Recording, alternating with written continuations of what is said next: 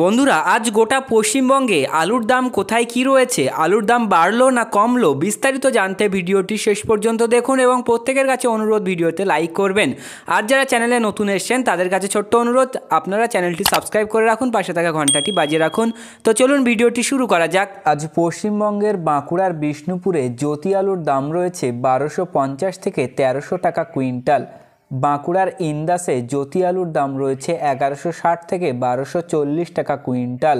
বর্ধমান জেলার কালনাতে জ্যোতি আলুর দাম রয়েছে 900 থেকে 940 টাকা কুইন্টাল।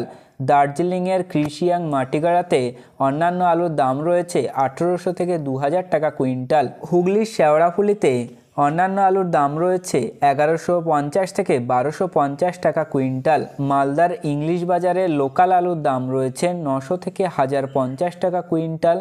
বর্ধমানের কালনাতে অন্যান্য আলুর দাম রয়েছে 1000 থেকে 1040 টাকা কুইন্টাল। জলপাইগুড়ির বেলাকোবাতে অন্যান্য আলুর দাম রয়েছে 800 থেকে 1000 টাকা কুইন্টাল।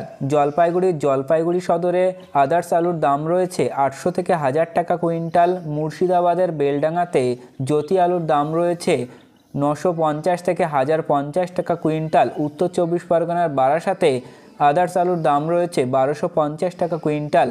গত 2-3 দিন ধরে রাজ্যের একাধিক জেলায় বৃষ্টির ফলে আলুর জমিতে জল জমে গিয়েছে, এতে আলুর ক্ষতি হতে পারে, তাই চাষিরা ভীষণ ক্ষতির সম্মুখীন রয়েছে। আপনাদের এলাকায় আলুর পরিস্থিতি কি আছে, আলুর ফলন কেমন হয়েছে, তো কমেন্টের মাধ্যমে জানাতে পারেন। প্রিয় চাষি বন্ধুরা, এই ছিল আজকের আলুর গুরুত্বপূর্ণ খবর। পরবর্তী খবরটি পেতে অবশ্যই চ্যানেলটি সাবস্ক্রাইব করে রাখুন, পাশে থাকা ঘন্টাটি বাজিয়ে রাখুন এবং ভিডিওটি আপনার বন্ধুদের কাছে শেয়ার করে দিন।